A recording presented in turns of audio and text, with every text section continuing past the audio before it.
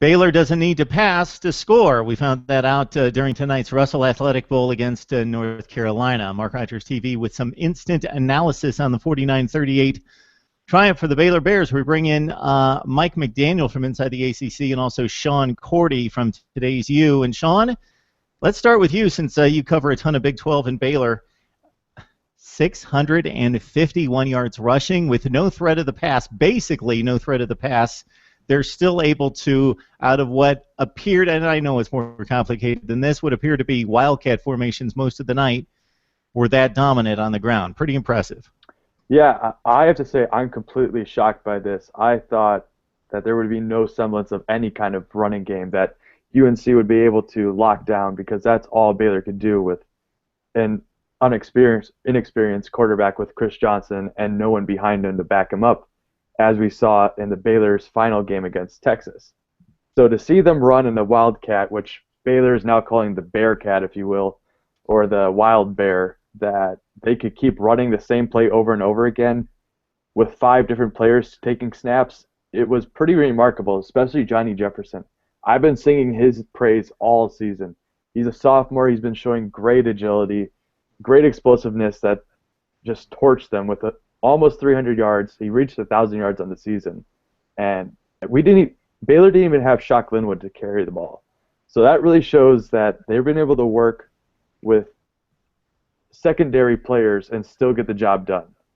That's the most impressive thing to me, too. Without Corey Coleman as an outside threat, who would probably have been taking some of those carries as well. So it's pretty remarkable that they could do that with such limited talent. Sean, I fell right into the trap in picking this one. No starting quarterback, no second-string quarterback, no top running back, no best offensive receiver in the country. How do they possibly win this game and score points? So I fell into it as well, and no starting right tackle as well.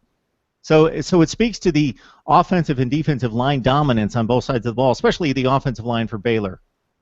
Yeah, and Baylor's and I say they have the best offensive line in the nation, as evidenced by them being able to run the ball all year and pass the ball pretty well as well.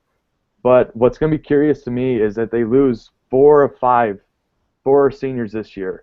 So they're going to be losing to graduation this year. So I'm going to be curious to see how they keep this momentum going after this game. Hey, Mike, we've talked about the North Carolina defense the entire season, the work that Gene Chizik has done in taking basically the same personnel from 2014 and not making it a great defense. We saw that on display tonight, but upgrading it substantially over what we saw last year. But, wow, they just got worn out tonight. Yeah, they really did, and they were in the 120s in total defense last year, so they were in the bottom 5 or 10 in all of college football in total defense. But what we saw this year out of North Carolina was in total defense they were still ranked, in the top 80. So it was a pretty nice jump in 2015 overall for the North Carolina defense. But even this year they struggled against the run. Entering tonight they were 109th in the country as they were giving up 217 yards per game on the ground. So, I think Baylor came in knowing that this was going to be an Achilles heel, and without a quarterback and your top receiver, I think that Baylor kind of knew, hey, we do have plenty of running backs behind Shock Linwood that can step in and contribute, and that's what we saw tonight. Hey, Mike, Marquise Williams is never going to give you the precision passing game from the pocket. He's not going to confuse anyone with a Drew Brees or Tom Brady. I thought he threw the ball rather well considering what he has shown us in some of the bigger games for North Carolina this season. 22 of 36 for 243, 3 touchdown passes, just the 1 interception. So not necessarily the fault of the offense. They just couldn't keep up. Yeah, Baylor's defense isn't great. I think that plays into some of it because I think if you looked at the game against Clemson in the ACC Championship, Marquise Williams only completed about a third of his passes, but tonight he looked much more efficient, whether it was just a different defense he was facing or not. 22 of 36. It's nothing to sneeze at. It's a pretty good night efficiency-wise, and he threw the 3 touchdown passes. And he also does a lot on the ground. He kind of reminds me of a college football Cam Newton, you know what I mean? The way he's been running the ball, and he's kind of taken over that offense. Elijah Hood has provided a nice lift in the running game throughout most of this year, but I think Marquise Williams is a guy that, without him in there, it's pretty tough for North Carolina to move the ball on offense. He's a guy that carries the offense up and down the field. He throws the ball to a ton of different receivers, but he's a guy that carries the offense on his back, and I think you saw that once again tonight. My favorite Marquise Williams play of the night was, I think it was still a 28-24 game, or maybe 35-24 at that point, when the DB came on the blitz and just kind of bounced off of him, came right at him, and he just kind of threw him off, and then chucked the ball right after that. I'm going to ask both of you guys for the turning point in the game, because I certainly have my thoughts on exactly where the turning point in this game was. Not necessarily for Baylor because they were ahead and could have kept the lead, but the chance for North Carolina, and then it completely swung to a three-score game at that point. Sean, any thoughts about where this one got away from North Carolina? Yeah, as you mentioned, it was 24-21 at one point, and we already talked about the running game getting Baylor to pull out of this game. But I'm going to go look at just one player in particular, not necessarily one moment, but Avion Edwards, the backup who plays behind Taylor Young. He plays all along the linebacking core for Baylor, and he was remarkable. He stopped and caused a fumble in the end zone. So if I have to call one play, that would be the turning point. But he was causing tackles all game, and he broke up a few passes that could have had Marquise Williams' stats boost up a little bit more and keep UNC rolling earlier on in the game. But he was probably the standout point on Baylor's defense, which has been kind of shoddy all season. Mike, that was my play right there. Elijah Hood had just run at 77 yards. North Carolina headed inside the 5.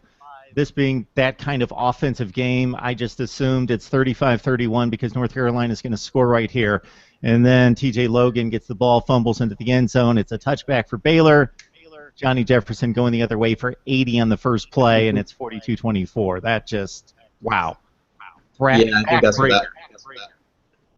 without doubt the turning point in the game for me. I think if you look at what could have been the turning point, I thought the Sean Oakman unsportsmanlike conduct penalty right before half, and then North Carolina ends up going and scoring. I think if North Carolina had won that game, we could talk about how that was the turning point. But I think the Logan fumble was huge, and Johnny Jefferson doing what he did all night, taking the ball right up the field and after the TJ Logan fumble, I think was huge. So I think that was without a doubt the turning point in the game. North Carolina never seemed to be able to recover from that moment in time.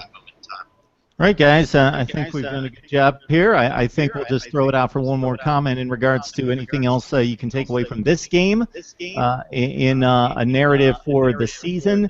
This should certainly vault Baylor, I would think, to the cusp of the top 10. North Carolina was sitting there at number 10. It's going to knock them back 5 or 10 pegs, something in that range, just in regards to either wrapping up the season or looking forward to 2015 for Baylor, Sean.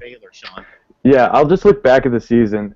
Seeing Baylor run the table like they did today really shows me that if they had Seth Russell healthy this season, there's a real strong chance we'd be talking about them in the playoffs and not Oklahoma. Yeah, Sean liked my comment that Baylor was not the best team in the country. It was mentioned during the broadcast that they could be the best team in the country with a full personnel, and I thought that was a bit of a reach, but it's a reach. But based on this performance, wow, that was mighty impressive. And of course, playing with the third string or fourth string quarterback is more than impossible. Yeah, Mike, your thoughts about Carolina's season and looking forward? Well, I think for Larry Fedora, this is a nice little building block, but the issue North Carolina is going to run into here is that Marquise Williams is no longer going to be part of the roster heading into next season. So with him moving on, are they going to have a quarterback that comes in and carries the load like he does?